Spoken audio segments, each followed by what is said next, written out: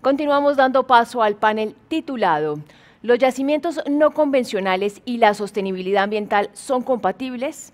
Invitamos a conectarse a Felipe Bayón, presidente de Ecopetrol, Martín Rilans, experto en fracturamiento hidráulico de BP, también a Manuel Rodríguez Becerra, presidente del Foro Nacional Ambiental, y Juan Pablo Ruiz, miembro de la Comisión de Expertos de Fracking. El moderador será José Manuel Acevedo, director de Noticias RCN, a quien le cedo la palabra. Mil gracias a todos por la invitación para moderar este panel tan importante en un momento ciertamente especial para el país. De hecho, parte de la introducción que quisiera hacer es que, además de ser uno de los temas más discutidos, del que vamos a hablar en los próximos minutos, pues obviamente en medio de una efervescencia social, de un activismo particular, inédito dirían algunos, de jóvenes y de activistas ambientalistas, mucho más acentuado que en el pasado reciente, pero también en medio de las famosas fake news, de los prejuicios de lado y lado, que es difícil a veces combatir con argumentos y con evidencia. Y en medio de un país en el que estos temas han llegado a los estados judiciales, las autoridades judiciales están interviniendo, mediando en esta discusión, algunos dirán de manera positiva y necesaria, otros dirán de manera perjudicial. Y en medio también de una nación en la que pareciera que el Congreso de la República, el Poder Legislativo, le hiciera el quite de tanto en tanto a los temas más álgidos y más difíciles para no comprometerse. Y del fracking y de los yacimientos no convencionales, pues no ha sido la excepción en ese sentido.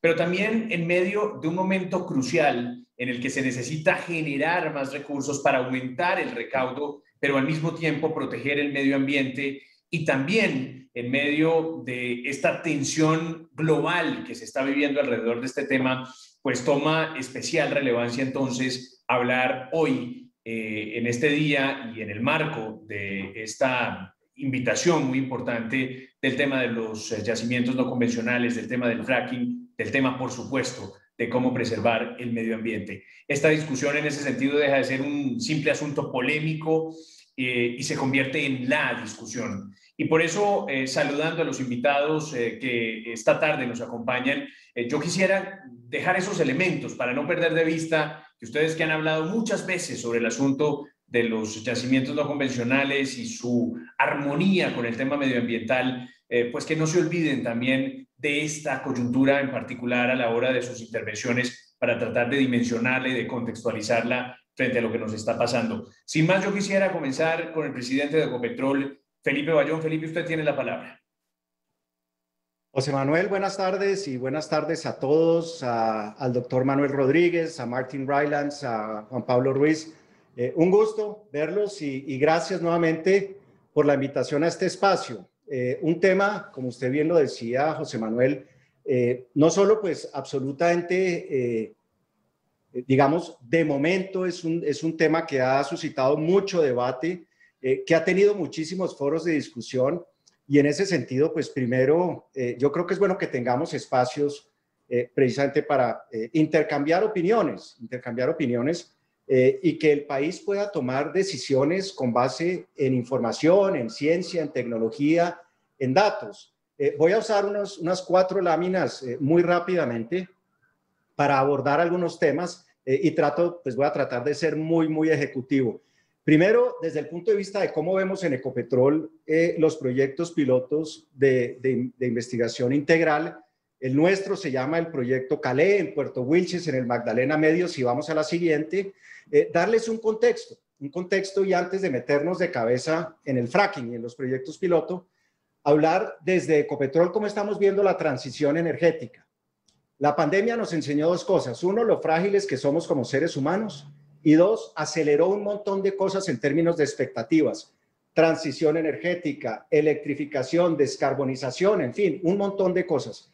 ¿Qué vemos nosotros en Ecopetrol? Tenemos que hacer 4 cosas. 1, incrementar la competitividad de lo que hacemos hoy en día.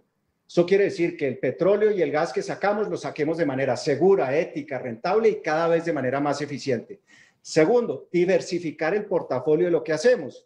Y en ese sentido, pues tal vez el tema más relevante es la oferta no vinculante que hicimos por el 51.4% de ISA. pensando en esa Ecopetrol de los próximos 20 o 30 años. Hay otros temas, hidrógeno, captura de carbono, y podríamos hablar de eso también. Tercero, acelerar descarbonización, cómo bajamos el contenido de CO2 de las actividades que hacemos como seres humanos. Y tercero, el concepto de sostenibilidad, que es poner la tecnología en el corazón de ser sostenibles como compañías. Y todo esto apalancado por conocimiento, innovación y desarrollo de talento humano. Siguiente, por favor. Proyecto Calais. Y no voy a entrar en, digamos, todo el detalle técnico, pero contarle a la gente, nosotros vamos a hacer un pozo en el proyecto piloto Calais, un pozo que ustedes ven en la parte izquierda de la gráfica, tiene una sección vertical, una sección horizontal, con 7 barreras protectoras que están definidas en la parte de la derecha, donde habrá un pozo inyector para el agua que sale después de la operación de fractura, donde tendremos unas 20 etapas de fracturamiento, será reinyectada, y donde hay una característica bien importante, hay un pozo caracterizador del acuífero profundo para medir hasta unos 900 metros de profundidad cómo efectivamente son las condiciones de esos acuíferos en la zona. Y hay muchas líneas de investigación, ustedes las ven en las partes de abajo, desde los temas de salud pública, de material radioactivo, aguas superficiales, los temas que de alguna manera la comisión de expertos puso en su reporte que recomendó los proyectos pilotos. Siguiente, por favor. Muy rápidamente, el comparativo, y esto pues es alto nivel, pero es decir, en el proyecto piloto de investigación integral, que está en el parte central, si ustedes ven desde el punto de vista abiótico, biótico, socioeconómico, o inclusive desde el punto de vista de cómo se socializa la información, ustedes ven eso comparado con lo que es exploración convencional, los requisitos adicionales que desde el punto de vista técnico se están cumpliendo. Por ejemplo, caracterización y monitoreo sísmico o paisajes sonoros. ¿No? Hoy tenemos más de 20 estaciones que miden el ruido en el medio ambiente, se genera una línea base y con eso podemos después medir impactos hacia adelante. Vamos a la siguiente. ¿Qué estamos haciendo? Yo creo que lo más importante, y yo me acuerdo de una conversación que teníamos con Juan Pablo hace ya un par de años tal vez, y es el concepto de participación de las comunidades en este proceso. Ustedes ven ahí una cantidad de elementos en el slide. Fortalecimiento de capacidades locales, hay entrenamiento, un laboratorio móvil y ustedes ven fotografías de los equipos, pero yo creo que lo más importante y es esa participación de las comunidades. De hecho, llevamos más de 380 reuniones de divulgación y sobre todo para oír a las comunidades, cuáles son las preocupaciones, pues, cuáles son las cosas donde hay incertidumbre y cómo podemos trabajar de manera conjunta para seguir adelante. Vamos a la siguiente y ya voy cerrando. Desde el punto de vista de transparencia de la información, y creo que era el primer punto de la recomendación de expertos, y estaba leyendo pues una editorial de Juan Pablo en estos días, y es cómo contamos lo que estamos haciendo. Desde Ecopetrol tenemos una oficina de participación ciudadana en Puerto Wilches, en las mesas de diálogo territorial.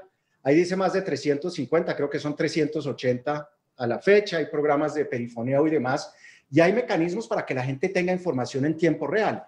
Desde Ecopetrol, el gobierno nacional en cabeza del Ministerio de Minas tiene un centro de transparencia que también va a estar disponible para que la gente tenga la información, entre otras cosas, de las más de 200 variables que estamos midiendo para hacer el proyecto piloto. Siguiente, por favor. Y con esto cierro. 2 expresiones he usado yo desde que estamos hablando de yacimientos no convencionales. La primera, que para nosotros el proyecto piloto Calais es como operar dentro de una pecera. Eso quiere decir que la gente pueda mirar hacia adentro y diga cómo estamos haciendo las cosas desde el punto de vista técnico, operativo, desde el punto de vista de impacto. Acordémonos que por definición cualquier actividad que tiene el ser humano, que haga el ser humano, tiene un impacto. Lo importante es que entendamos cuál es el impacto residual después de haber tomado todas las medidas de mitigación y que estemos cómodos con ese impacto. Y la segunda expresión, José Manuel, es que, y lo he dicho muchas veces, esto no se trata de que lo hagamos rápido, se trata de que lo hagamos bien. Y en ese sentido nos hemos tomado todo el tiempo, hay normatividad nueva, ustedes vieron pues un poco el alcance en los pocos minutos que he tenido para hablar, por ejemplo, de todo el proceso de producción y construcción de líneas bases. Entonces, bueno, con eso cierro, digamos, la introducción y nuevamente pues muchas gracias por la invitación. Perfecto, Felipe, y gracias además por el respeto por los tiempos. La idea es que cada uno de ustedes tenga entre 5 y máximo 6 minutos para una primera visión que quieran exponer con el auditorio y por supuesto después tendremos oportunidad de el debate y de algunas preguntas. Quisiera darle la palabra ahora a Martín Rilans, experto en fracturamiento hidráulico de la BP. Martín, adelante y gracias por estar con nosotros. Gracias, José Manuel y Felipe y todo. Perdona mi español, mi pobre español, estoy hablando ruso los últimos 5 años, entonces sí, sufriendo un poquito, pero yo trato. Entonces, en una manera es una excelente analogía por el potencial por mal comunicación entre las compañías de petróleo y gas y las comunidades con respecto al fracturamiento hidráulico. A veces la traducción de cosas técnicas hasta la lengua de la población es difícil y no es claro inmediatamente. Es la responsabilidad del operador para mejorar eso, como dice Felipe. Las compañías de petróleo y gas pueden ser de hecho, ¿no? Sobre estas técnicas, pero las buenas compañías se toman el tiempo para asegurar que todos entienden el proceso y estamos discutiendo el proceso con una visión común. Consideramos solo un ejemplo. Dale el primero diapositivo. Porfa. ¿Tiene primero? A ver si le ayudamos a Martín con... Perfecto, ahí la vemos.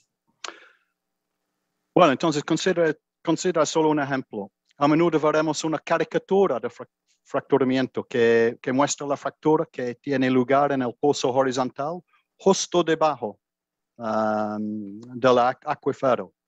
Esto fue simplemente por razones editoriales. Este diagrama es A4, ¿no? El tamaño funcionando bien con una página y en un periódico o un magazine. Todo entiendo es el tamaño, ¿sí? Pero este enfoque comenzó a utilizarse como si fuera de alguna manera una medida de la realidad. El próximo siguiente, por favor. La realidad es muy diferente. Las fracturas de hidráulicos se crean miles de metros abajo del acuífero y es imposible por ellas crecer o conectarse con un acuífero. Simplemente no puede. Entonces, ¿qué significa eso? ¿Que el fracturamiento hidráulico no contiene ningún riesgo? Por supuesto que no. Obviamente no. Todos los procesos industriales y mecánicos conllevan algún riesgo. Simplemente es importante reconocerlos. Reconocerlos y garantizar que la seguridad del proceso en vigor se ocupa de ellos con barreras múltiples. Otra vez, como dice Felipe, su primer pozo. Hemos estado colocando fracturas hidráulicos de forma segura en petróleo y gas durante mucho tiempo, más de 70 años. Y el reciente aumento de la actividad no es más que una extensión de este trabajo. Los riesgos que presentan pueden gestionarse y abordarse adecuadamente a través de los procesos oficiales de regulación y aseguramiento y con la licencia de un buen operador. El proceso mejorar continuamente. Estamos mejorando, seleccionando y desarrollando equipos químicos con menos impacto en el medio ambiental cada día, cada vez fracturamos. Y eso se ha ido acelerando en los últimos años, mucho. Es un enfoque saludable y vibrante para la mejora continuar que debe fomentarse. Lo más importante es que la comunidad local debe ser llevada al proceso y consciente de los riesgos reales y cómo se gestionan. El operador también debe explicar y demostrar claramente cómo se verá el beneficio a largo plazo para la comunidad local, donde las operaciones están en ejecución. Esta relación con la comunidad y el operador es en el centro de un resultado satisfactorio que debe nutrirse desde el principio. Un buen operador de petróleo y gas y en fracturamiento es un buen vecino. Y con esto, mil gracias por la oportunidad de participar hoy en esta discusión. Gracias, José Manuel. Martín, gracias a ti y vamos a pasar de inmediato entonces a la intervención de Juan Pablo Ruiz. Juan Pablo hizo parte de la comisión de expertos que tuvo que pronunciarse alrededor de este tema. Recuerden ustedes que más adelante, cuando terminemos las intervenciones, pues abriremos un espacio para poder dialogar y debatir con ustedes a propósito de estas puntuales intervenciones que están teniendo. Juan Pablo, adelante. Muchas gracias, José Manuel, y un saludo a todos los compañeros del panel. Pues mi presentación la voy a llevar en 4 partes. Primero voy a presentar lo que fue la recomendación y el contexto en el que la Comisión Interdisciplinaria hizo su recomendación, qué entendimos como proyectos piloto y qué ajustes legislativos se requieren al respecto, algo respecto a lo que está pasando en Estados Unidos con el fracking y la controversia social, económica y ambiental que hoy vivimos en Colombia. Respecto al tema de la importancia del petróleo en la balanza cambiaria, pues no es un tema que vale discutir en esta parte, sabemos que es supremamente importante. Ahora, respecto a cuál es el contexto para el fracking en Colombia, uno es que efectivamente hay reservas importantes que pueden ser extraídas a través del fracturamiento hidráulico y al mismo tiempo hay oposición de diferentes grupos de interés a la utilización de esta técnica. En ese contexto fue que fue convocada esta comisión, convocada por el Ministerio de Minas y Energía y por el Ministerio del Medio Ambiente, que deberíamos haber entregado nuestro informe en diciembre del 2018, pero que finalmente lo entregamos en marzo del 2019. Este pues, es el documento que está tanto en la página del Ministerio de Minas y Energía como en la página del Foro Nacional Ambiental, está el documento completo. Ahora, ¿qué opinión tienen las comunidades y qué percibimos nosotros cuando fuimos a campo? Que efectivamente no hay licencia social para el fracking en el Magdalena Medio. Y no hay licencia social por la desconfianza que para las comunidades ha generado los efectos que ellos han vivido de las prácticas tradicionales, digamos, de extracción de petróleo, por la falta de información respecto a los impactos, digamos, del fracking en el territorio, por la falta también de cumplimiento de la ley de transparencia y acceso a la información, que entre otras cosas, como lo mencionaba Felipe, ahora con el Centro de Transparencia esperamos que esto se pueda superar, y por la falta de capacidad también de las instituciones públicas para gestionar el desarrollo sostenible en los territorios con los beneficios que pueda traer la explotación minera y naturalmente pues la falta también de capacidad de las autoridades ambientales para hacer cumplir la legislación ambiental. ¿Eso a qué lleva? Eso ha llevado a que hay, digamos, preocupaciones referidas a destrucción de ecosistemas, contaminación de aguas y de aire, a temas de temblores o de posibilidades de nuevas enfermedades. Y todo esto llevó a que el comité recomendara disminuir el nivel de incertidumbre a través de mejorar el nivel de conocimiento y que a partir de esos proyectos piloto que propusimos, efectivamente cerráramos esa brecha para tomar una decisión que generara menores riesgos. Y eso llevó a que la comisión hiciera una propuesta de los proyectos piloto en 3 etapas. Una etapa 1, que es la etapa previa a la ejecución de los PPIs, que voy a detallar esta parte ahora más adelante. Una segunda etapa en la cual se llevan a cabo los proyectos piloto de investigación y una tercera etapa que es sumamente importante, que es la etapa en la cual se evalúan los proyectos piloto de investigación y a través de una evaluación integral costo-beneficio se toma la decisión de si avanzar o no con la explotación comercial en Colombia. Ahora, ¿cuáles son, digamos, las condiciones previas que la comisión propuso? Uno, lo de la ley de transparencia y acceso a la información pública. Efectivamente, en territorio no hay una facilidad de acceso a la información pública y este centro de transparencia esperamos solucione pedagógicamente ese problema, pero hasta el momento eso no está solucionado. O sea, realmente la información sobre la actividad petrolera en la región aún no está a disposición de la gente y es supremamente importante cumplir con este requisito. Lo segundo es identificar la necesidad de capacidad institucional para hacer el seguimiento de los PPIs. En esto se ha avanzado, desarrollar capacidades locales para participar en los PPIs, divulgar obviamente el tipo de tecnología que se va a utilizar y los impactos esperados del uso de la tecnología, hacer ajustes a la regulación que se están haciendo algunos de esos ajustes, hacer un acompañamiento y definir las formas de participación de las comunidades, acordar manejos de riesgos en salud y sobre todo construir la línea base para saber cuál es el impacto cierto de las actividades sobre la línea base. Entonces, manejando siempre el principio de precaución, adelantar la evaluación integral costo-beneficio y definir entonces dentro de un pacto de Estado por la sostenibilidad, que también lo mencionaba Felipe ahora, tenemos que ir obviamente hacia la descarbonización. En ese contexto, ver qué papel juegan realmente las posibilidades de explotación con fracking. Ahora, ha habido toda un proceso, digamos, de desarrollo legislativo con un borrador que se discutió en noviembre del 2019, con un decreto para los proyectos piloto que se aprobó en febrero del 2020, con una resolución ya para la participación y los lineamientos sociales que se aprobó en julio del año pasado. Se firmó el contrato entre Ecopetrol y la Agencia Nacional en diciembre 24, el día de Navidad, curiosamente, del año 2020, pero hay un gran debate nacional por la inseguridad que reina en Puerto Wilches, y esto llevó a que el Foro Nacional Ambiental propusiera la suspensión de los proyectos pilotos hasta tanto no se diera la seguridad para la participación ciudadana en la región.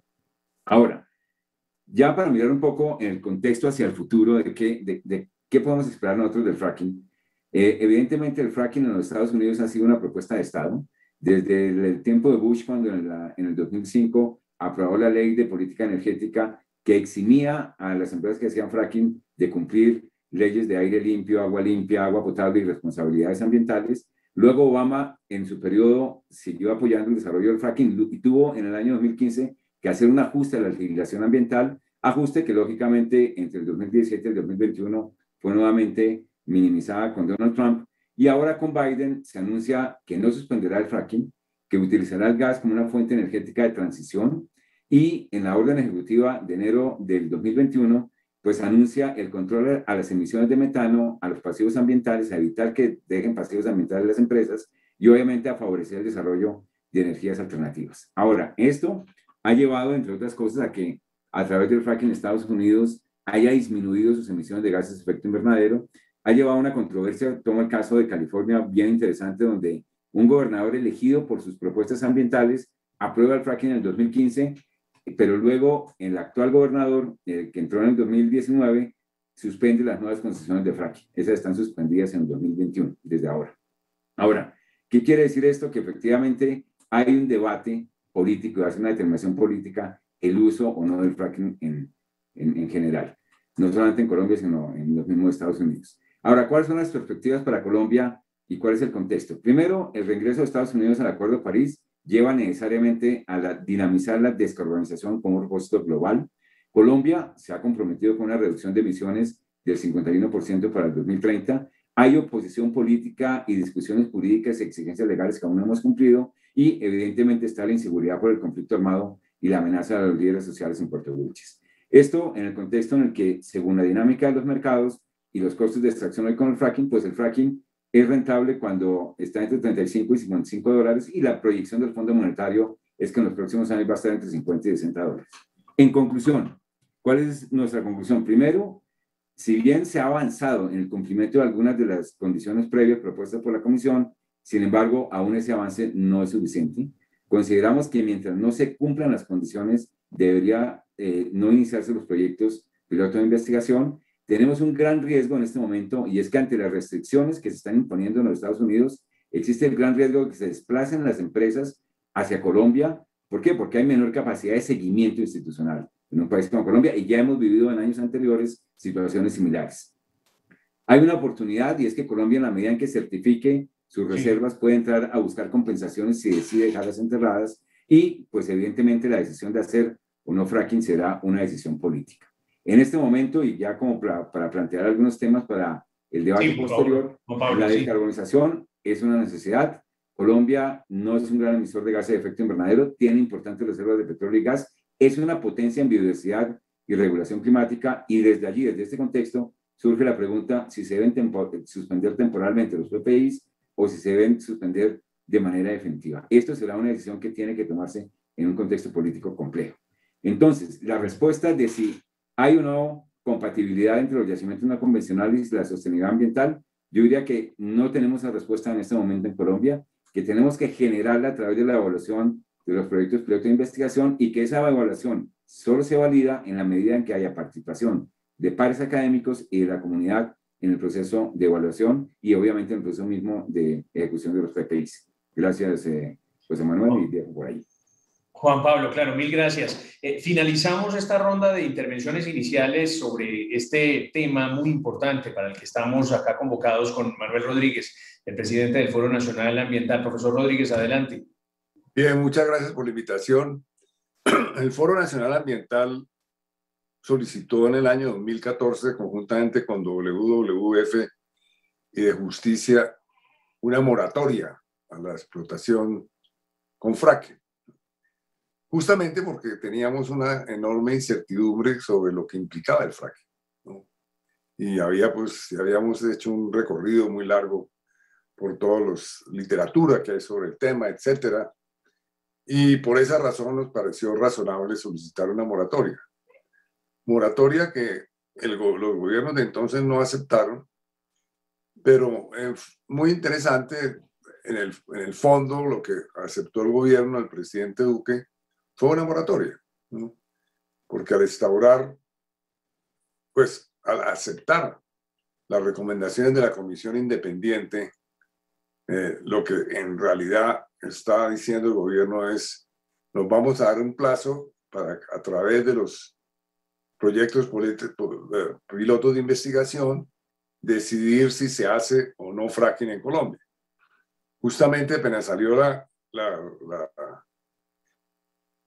el informe de la comisión, en un foro que hizo el Foro Nacional Ambiental con la ministra Suárez en ese momento, le preguntamos en forma muy concreta si aceptaba sí o no las recomendaciones de la comisión. Ella dijo que las aceptaba, y a una pregunta muy concreta que le hicimos de cuál sería la metodología final, que si se haría un análisis estricto costo-beneficio, ella dijo que sí, ¿no? Que se pesarían todos los costos, todos los beneficios económicos, sociales, etcétera, y todos los costos ambientales, sociales, y finalmente se tomaría una decisión sobre el tema. O sea, de alguna manera estamos dejando a la decisión beneficio-costo o costo-beneficio la decisión final, que eso, digamos, sería una decisión más científica que política. Pero la realidad del mundo es que las decisiones sobre fracking, pues lo que uno puede ver es que han sido decisiones políticas. Pero entre más se acerque la decisión de Colombia a una decisión que tenga que ver con un análisis riguroso de beneficio-costo, pues yo creo que va a tener más legitimidad la decisión. Porque evidentemente lo que ha ocurrido en el mundo es que las opiniones están divididas por razones políticas finalmente. Con la misma evidencia científica se acepta en Estados Unidos la explotación del yacimiento Marcelo en un estado, y en Nueva York no se acepta. Exactamente con la misma evidencia científica, no con otra, ¿no? Entonces, ¿qué quiere decir eso? Pues que se tomó una decisión política. Ahora, la sensación, la percepción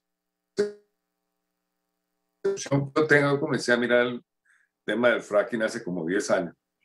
Y la percepción que tengo hoy en día es que la tecnología ha avanzado mucho, como ocurre en estos casos. Es decir, ya los pasos que se hicieron en Estados Unidos y que crearon un escándalo enorme, pues tuvieron que ver con muchos factores. Pero evidentemente la tecnología ha avanzado. Sigue habiendo una discusión grande sobre lo que es la preocupación de la gente, que es el agua.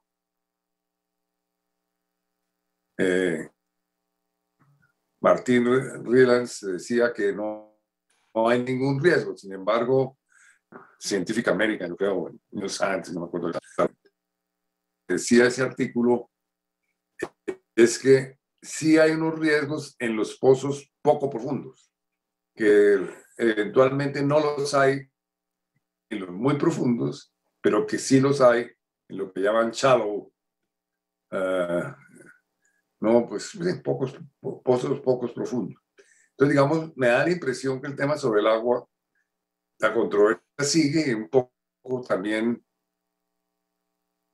lo que uno en el informe de la no tomaron una decisión muy definitiva sobre el agua. Por lo finalmente, justamente parte de los proyectos pilotos de investigación es justamente mirar cuáles son los riesgos para el agua, porque como se mencionó aquí, pues si el pozo está bien hecho, no tiene por qué haber problemas a cierto nivel, ¿no? Parte de los problemas que ha habido con el fracking en el mundo también es que son pozos que no han sido bien construidos, que no fueron bien construidos en muchos casos. De acuerdo con que es fundamental que el gobierno cumpla con todas y cada una de las condiciones de la comisión independiente, ¿no? Y que hoy vemos deficiencias en el cumplimiento de esas condiciones. Justamente a finales del año pasado hicimos un foro del Foro Nacional Ambiental con el ministro de Minas y Energía, y allí Juan Pablo y otros asistentes demostraron al ministro cómo las condiciones realmente no se estaban cumpliendo a cabalidad, que en algunos casos sí se acercaban al cumplimiento, pero que en otros casos no. Y que de todas formas se requería generar un proceso muy transparente para que la gente estuviera ampliamente informada sobre los resultados de los proyectos pilotos de investigación. E incluso le propusimos al ministro que por qué no se hacía una especie de observatorio independiente que pudiera hacer una información pública sobre el avance de los proyectos pilotos de investigación. Y yo creo que en Colombia eso es algo que está clamando la población en general, de que se requiere mayor transparencia de las entidades del Estado frente a las decisiones que toman. De alguna manera las protestas populares tienen que ver con eso, ¿no? Las protestas que hay hoy en día. Pero en fin, dejo ahí con esas observaciones. Yo me mantengo en la posición con el Foro Nacional Ambiental de que solicitamos una moratoria. Se dio la moratoria con los proyectos pilotos de investigación y que esperamos que se cumplan a cabalidad todas las condiciones de la comisión independiente y que al cumplirlas en cabalidad se tome la decisión de si se acepta, si se adelanta o no el fracking en Colombia. Ojalá, obviamente, quisiera uno que existan las condiciones para que se adelante. ¿No? Digamos, si ya uno piensa decir, caramba, ojalá que si se cumplieran todas las condiciones de los proyectos pilotos de investigación y se concluyera a través de un estricto estudio costo-beneficio, que sí se pueda hacer fracking, pues eso sería bueno para el país, porque el país está en una situación económica muy compleja, más compleja hoy en día, y como dijo el presidente de Ecopetrol, además se requieren recursos para hacer la transición energética.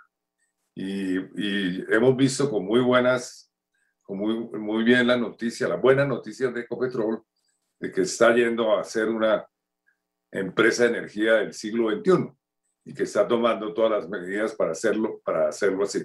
Muy bien, dejo ahí, gracias.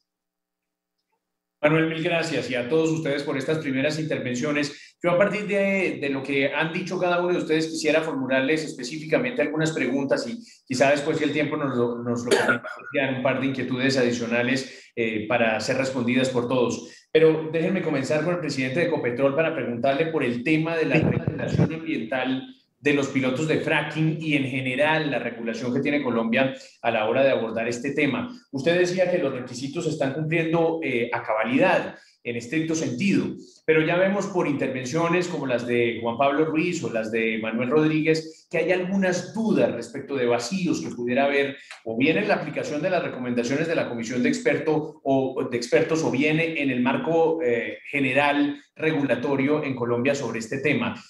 ¿Cuál es su opinión y su visión específica a partir de esas críticas que pueden surgirle a dos de nuestros panelistas, pero también a algunos de quienes nos están acompañando hoy en la audiencia? Felipe. Sí, José Manuel, yo creo que es uno de los temas centrales, ¿no? Lo decían Juan Pablo y Manuel. La Comisión de Expertos diseñó de manera independiente una hoja de ruta.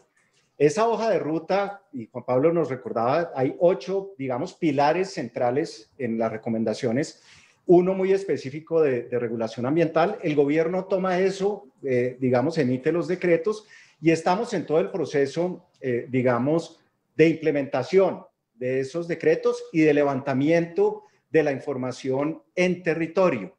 Efectivamente, si uno va al territorio y las experiencias que hemos tenido nosotros, hay una gran preocupación alrededor, por ejemplo, del manejo del agua. El agua es un tema central en un país como Colombia, que si bien tiene recursos abundantes desde el punto de vista de agua, tiene muchos municipios en el país que están en riesgo de no tener un suministro de agua potable confiable. Entonces, ¿cómo entendemos esas realidades de esos municipios? Hay unas preocupaciones reales. En Puerto Wilches hay una, digamos, vocación agroindustrial muy fuerte. ¿no? Y la gente dice, oiga, ¿cómo voy a no ver? O ¿qué tengo que hacer para no ver impactadas mis actividades? Pueden ser de pesca, pueden ser de, digamos, siembra de palma y demás. O, por ejemplo, cuando muchos de esos municipios no tienen sistemas de tratamiento de aguas de alcantarillado, y muchas de esas aguas van a terminar en los cuerpos de aguas y en las ciénagas. Entonces, en esa realidad, lo que nosotros vemos en Ecopetrol es el cumplimiento de la regulación, pero yo decía una cosa, y yo creo que los proyectos piloto nos han permitido hacer algo, y es la participación ciudadana de manera directa en las conversaciones.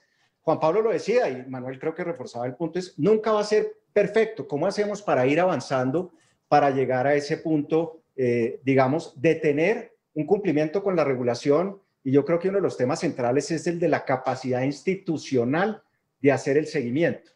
Y aprovecho dos temas. Manuel pues, nos felicitaba por los anuncios que habíamos hecho recientemente. Ecopetrol anunció en marzo que vamos a tener 0 emisiones netas de carbono al año 2050. Primera compañía de América Latina en lograr eso. Somos 5 hoy en esta reunión y pues todos los que están virtualmente. Cada uno de nosotros responde por 5 toneladas de CO2 de emisiones al año. Y la pregunta es, ¿qué estamos haciendo al respecto? Esto no es un tema del gobierno, del Ministerio de Planeación Nacional, de Ecopetrol, es un problema conjunto. Y por eso nosotros estamos diciendo a través de ecoreservas que estamos creando, 50 ecoreservas inicialmente, para preservar, proteger, estudiar, pasar a fuentes de energía renovables no convencionales, 400 megavatios.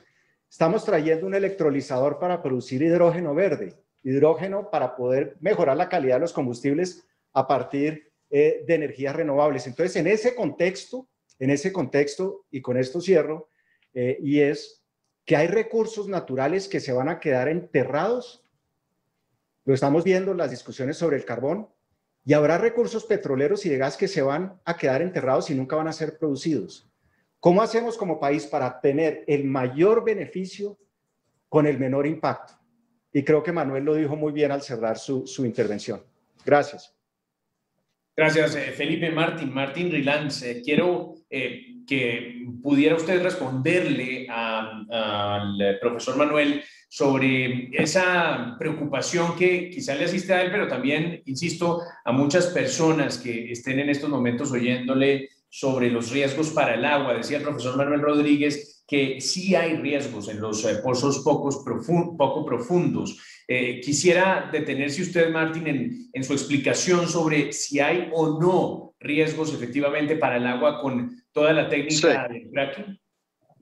Hay riesgos, sí, pero por los riesgos los anteponen en la red, no están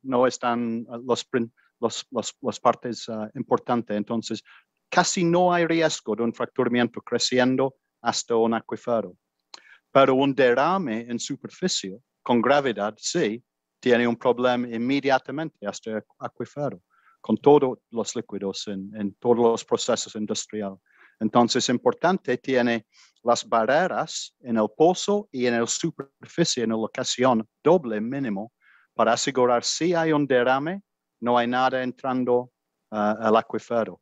Y también sigue continuamente trabajando con los fluidos para quitar y remover los químicos que tienen un problema por medioambiental. Sí, y la industria cada día está trabajando en eso y moviendo los tamaños de líquidos, químicos estamos utilizando con el agua, está muy poco, pero estamos quitando eso. Hay partes del mundo cambiando las regulaciones cada año y trabajando para remover totalmente cosas que dañando el medio ambiente y fracturación cada año mejorando en esta manera. Entonces sí hay riesgos, pero es importante todo conocer los riesgos y asegurar las barreras están en buen organizado y asegurado, y hay audit también. ¿Sí? Muy bien. Sí, Juan Pablo, casualmente Martín también mencionaba en su exposición la importancia de que todos empecemos a hablar el mismo idioma. el idioma científico, técnico, y que lo hagamos compatible, evidentemente, con el idioma de las comunidades que se sienten preocupadas, quizá por el despliegue de este tipo de actividades. Y hablando de licencia social y hablando de ese diálogo absolutamente indispensable que ustedes también definieron como parte de la hoja de ruta para analizar si el fracking es posible en Colombia o no, ¿a usted le parece que hemos logrado avanzar un poco en ese entendimiento con las comunidades? ¿O ahí tenemos también una deuda pendiente a la hora de abordar este tema que ni ha solventado el gobierno ni han solventado también las compañías que quizá tuvieran interés en desplegar este negocio en Colombia? Bueno, yo pienso que el caso del fracking obviamente muestra muchos avances con relación a lo que eran las consultas para las explotaciones tradicionales de petróleo. O sea, lo que hoy se está haciendo no se hizo hace 10 años, se hizo hace 20 años con las explotaciones tradicionales. En ese sentido, evidentemente hay un avance, pero también hay un avance porque las condiciones sociales y el conocimiento de las comunidades sobre los temas también ha mejorado. Ahora, ¿qué veo yo como insuficiente en este proceso? Para poner un ejemplo, los términos de referencia para el estudio de impacto ambiental que va a dar honor a la licencia ambiental para los PPIs deberían ser, en la medida en que los estudios de impacto ambiental y la licencia luego se convierte en un instrumento de planificación y que el seguimiento de las recomendaciones que acompañan la emisión de la licencia deben ser parte de la gestión del proyecto. Evidentemente, en los términos de referencia debería haber habido una participación mucho mayor de las comunidades. ¿Por qué? Porque es allí donde deberían quedar plasmados los temas que preocupan a las comunidades y que esperaban las comunidades o esperan las comunidades sean resueltos con esos estudios de impacto ambiental. Entonces, por ejemplo, este es un caso en el cual fue insuficiente la consulta de los términos de referencia con las comunidades. Pero yo diría que hay otros dos temas que también son muy importantes. El centro de transparencia. El centro de transparencia debería haber sido el primer paso en el proceso de los PPIs. Es decir, primero que todo tendría que haberse montado ese centro de transparencia, empezar a alimentarlo con la información que tenemos sobre las explotaciones petroleras, sobre sus impactos reales y sobre los que de pronto no necesariamente se consolidan, pero que se especulan, digámoslo así. Pero el centro de transparencia está por montarse y tiene que ser, entre otras cosas, también alimentado de tal forma que sea accesible la información para la gente y que no sean grandes volúmenes que se vuelven de imposible consulta. Tienen que entregarse la información de manera pedagógica. Y hay un tema que es probablemente importante para que la evaluación de impacto ambiental, la evaluación costo-beneficio de los PPIs tengan validación social. Y es que efectivamente en el proceso de ejecución de los PPIs y en el proceso de evaluación haya participación de pares académicos, ya haya participación de las comunidades. Eso es supremamente importante porque de lo contrario no puede ser que se evalúa el mismo gestor. Tiene que evaluarse desde una perspectiva, digamos, interdisciplinaria, y en ese sentido me parece que la oferta del Foro Nacional Ambiental de abrir un observatorio independiente debería ser acogida por el Ministerio de Minas y Energía para que efectivamente se genere confianza, que es lo que necesitamos para alcanzar esa licencia social. Muy bien. Manuel Rodríguez, además de que me cuentes y lo deja un poco más tranquila la explicación de Martín sobre el tema de los sesgos del agua, yo sí quisiera detenerme en un elemento que me pareció bien interesante de su exposición y que tiene que ver con que al final todo ha terminado reducido en distintos países del mundo y también aquí en Colombia a diferencias políticas a partir de las evidencias científicas que son las mismas y que permiten sustentar, por ejemplo, en Estados Unidos, decisiones en un estado distintas a las que se toman en otro. ¿Cómo sustraer en el caso de Colombia, o si es inevitable tener ese elemento político antes que el elemento científico y técnico a la hora de sostener este tipo de discusiones? ¿Es imposible eliminarlo, sustraerlo? ¿Tenemos que acostumbrarnos a que esto va a ser parte de un diálogo que tiene elementos políticos y no solamente científicos? ¿O es posible limitarlo para irnos a los temas de evidencia y tratar este tema bajo esa aproximación, Emanuel? Yo creo que el tema complejo ahí es que lo político está claramente determinado por el principio de precaución. Entonces, finalmente, uno podría decir que los habitantes de Pensilvania tienen una percepción distinta frente al principio de precaución y el fracking que los habitantes del estado de Nueva York. Yo creo que ahí está el tema, porque realmente el principio de precaución es un tema que en buena parte para la ciudadanía acaba siendo un tema de percepción. Entonces finalmente, así se acaba decidiendo el tema. Entonces, digamos, en este caso concreto, lo complejo del tema es que no es posible sustraer lo político, porque en lo político está metido el tema de la percepción sobre el principio de precaución. También hay otra percepción muy fuerte que en Colombia yo creo que afecta mucho, y eso, sí, hay recomendaciones del panel de expertos sobre eso, y es la debilidad institucional. Infortunadamente en Colombia hay una gran desconfianza de la gente, del común, de la población, frente a las autoridades ambientales. Y eso es una tragedia, porque lo único que uno puede realmente tener en un país es que la población confíe en la institucionalidad ambiental, porque estos son proyectos cuya complejidad son enormes. Entonces, lo que uno esperaría, el ideal es que haya una institucionalidad ambiental que cuando diga, mire, esto no tiene riesgos, entonces la gente entiende, o esto es un proyecto aceptable y aprobamos la licencia ambiental. Pero el problema es que eso no existe. Por eso es que se requiere, sin duda, fortalecer tremendamente la institucionalidad ambiental en Colombia. Y yo creo que no se ha hecho todavía.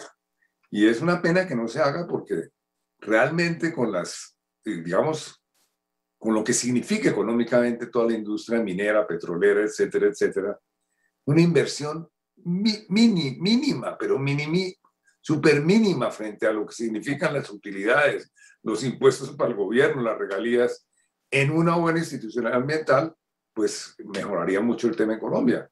Es decir, en un área como esta, Colombia tendría que tener una institucionalidad ambiental equivalente a la de un país desarrollado. No hay ninguna razón para que no lo tenga. Y ahí seguimos fallando.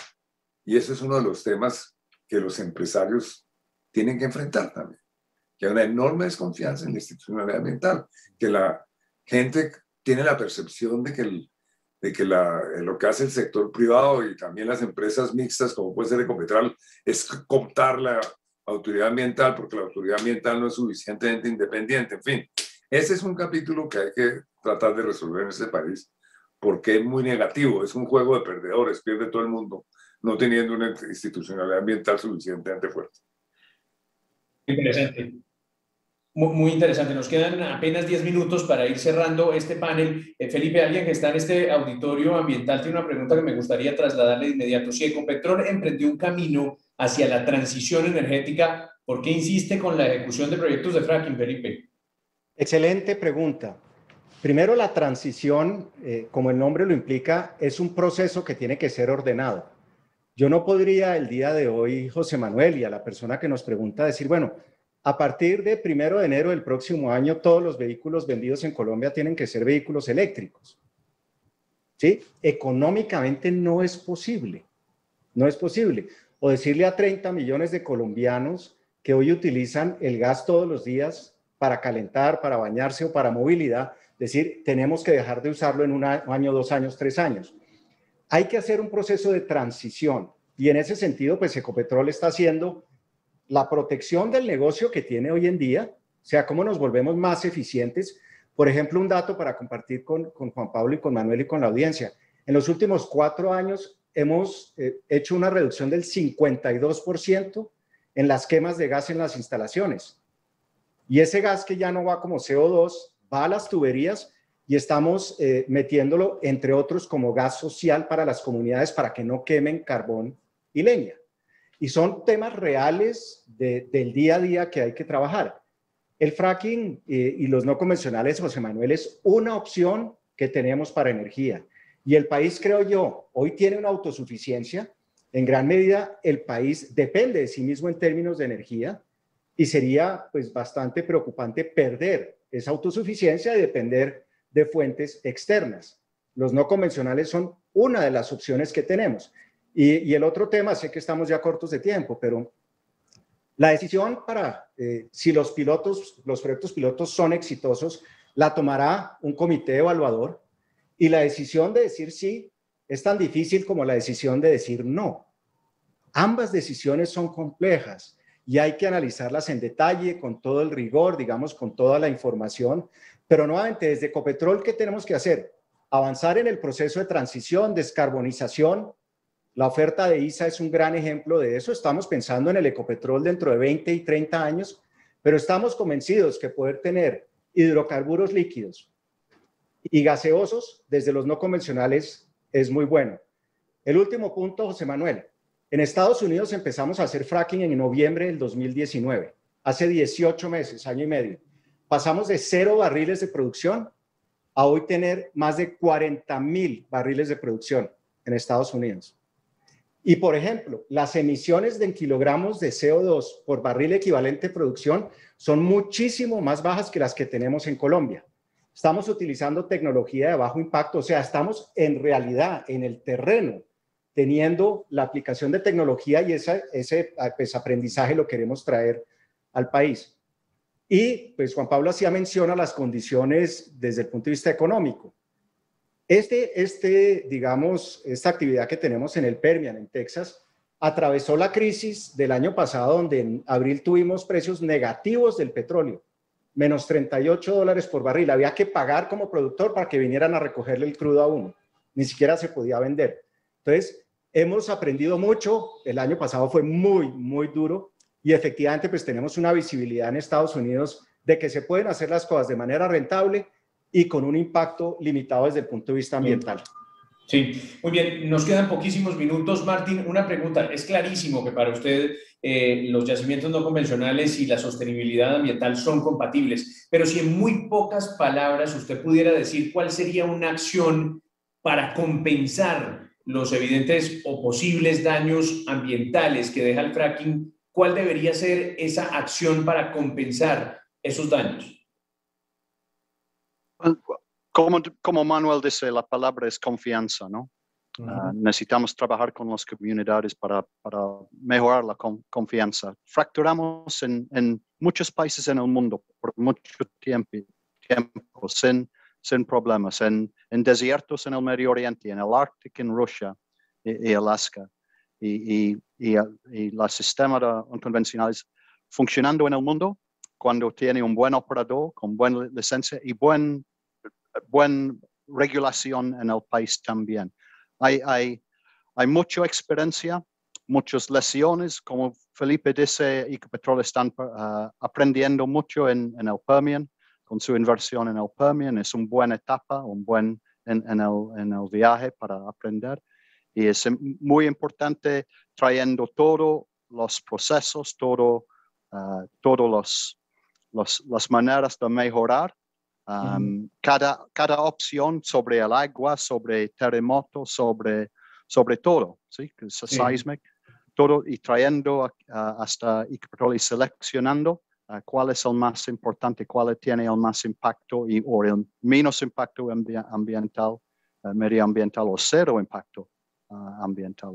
Es el resultado. Pero hay experiencia, solo necesito traer hasta Colombia esta experiencia. Muy bien. Y esta pregunta es para Juan Pablo y para Manuel. La misma pregunta y cada uno tendrá alrededor de 1 minuto y medio para responderla. El tema del fracking ha hecho parte de las campañas políticas, lo hizo de la campaña presidencial pasada y seguramente volverá a revivir en el 2022. ¿Deberían tomarse las decisiones de fondo sobre fracking en lo que queda de este gobierno o esperar a un nuevo gobierno para poder abordar el tema de fondo después de la experiencia que arrojen los pilotos? Juan Pablo. Bueno, lo que yo considero es que tener la evaluación costo-beneficio posterior a la ejecución de los proyectos pilotos de investigación significa que realmente en estos 14 meses el ciclo no se cierra. Y como decía Felipe, evidentemente el tema del fracking no hay que tomarlo con afán, sino hay que tomarlo con seriedad y con profundidad. Y eso significa que lo más importante es garantizar que la aproximación con las comunidades, como decía Martín y señalaba también Manuel, y bueno, de alguna manera pues Felipe también lo señala, es que las comunidades ganen confianza respecto a que efectivamente se está transmitiendo toda la información, se está transfiriendo, se está discutiendo y que la evaluación que se haga es una evaluación suficientemente ilustrada. Entonces, a mi modo de ver, evidentemente será un tema en las campañas políticas si hacer o no fracking. Sin duda lo fue en los Estados Unidos, se resolvió de una manera. Aquí tendremos que resolverla a nuestra manera, pero sin duda va a ser uno de los temas. Y yo no creo que la explotación, digamos, los proyectos piloto de investigación hayan cerrado su ciclo antes de que el presidente Duque cierre su ciclo. Me parece que eso va mucho más allá. Muy bien, Manuel, finalmente. Manuel, creo que tiene su micrófono apagado.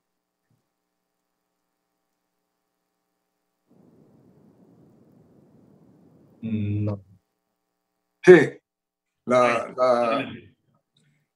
sí, ahí tenemos, no, estoy de acuerdo con Juan Pablo básicamente que esto seguramente va a ir más allá del actual gobierno y que ineluctablemente va a ser un tema de la campaña política, ¿no? Entonces, una de las banderas de la campaña política, y de hecho, pues una de las banderas del paro también es la prohibición del fracking, etcétera, etcétera. Pero el tema, finalmente, pues no sabemos cuál va a ser el resultado, no podemos saber cómo va a evolucionar políticamente el país en estos par de años, o en este año y medio. Obviamente estamos en una situación muy compleja, pero lo que sí quisiera también mencionar es que también hay que conseguir la confianza de las comunidades cuando una actividad se pueda hacer, y no solamente tiene que ver con el tema de los impactos posibles que pueda tener a nivel local. Yo creo que las comunidades en Colombia también reclaman mucho por el hecho de que no ven que los beneficios a nivel local les lleguen. Yo creo que la historia de la minería que la del petróleo, dicho sea de paso, pero de todas maneras ambas, hay una percepción muy negativa de las comunidades que por diferentes razones a nivel local no reciben los beneficios que claramente signifiquen mejorar sustancialmente su nivel de vida. Y ese es uno de los temas que yo creo que ha generado mucha delegitimación en Colombia de las actividades mineras y petroleras. Claro. Sí. Bueno, no, muy bien. Les iba a decir a Felipe, a Martín, a Manuela, a Juan Pablo, que gracias por habernos dado estos minutos y también, por supuesto, a los organizadores de este evento por la invitación para moderar. Para nosotros, desde Noticias RCN, también ha sido un gusto. Muy grata la reunión, muy amables por la invitación. A ustedes muchas gracias. Muchas gracias. Un gusto verlos. Gracias por la invitación. Hasta luego. Gracias. Muy bien. Bye bye. Gracias. Le agradecemos a todos por sus valiosas intervenciones.